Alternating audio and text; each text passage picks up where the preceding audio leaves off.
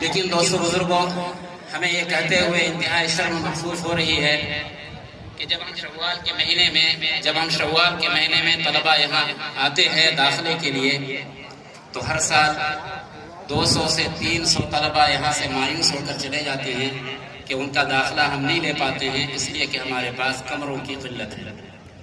ہمارے پاس جو کمرے ہیں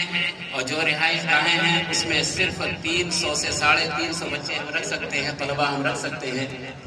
لیکن اس گنجائش سے ہم اوپر اٹھ کر کے 500 سے زیادہ بچوں کا داخلہ لیتے ہیں، پھر بھی 200-300 طلبہ یہاں سے مایوس ہو کر کے چلے جاتے ہیں۔ یہ ہم پٹنہ والوں کے لیے انتہائی شرم کی بات ہے کہ ہم نے آج تک اپنے طلبہ کو جو دین حاصل کرنے کے لیے، دین کی تعلیم لینے کے لیے ہمارے یہاں آتے ہیں، پٹنہ شہر میں آتے ہیں، ایک اچھی تعلیم اور ایک اچھی تربیت حاصل کرنے کے لیے آتے ہیں اور مایوس ہو کر چلے جاتے ہیں، یہ ہم پٹنہ والوں کے لیے اچھی بات نہیں ہے۔ اللہ نے اہل پٹنہ کو دل بھی دیا ہے اور مال بھی دیا ہے، لیکن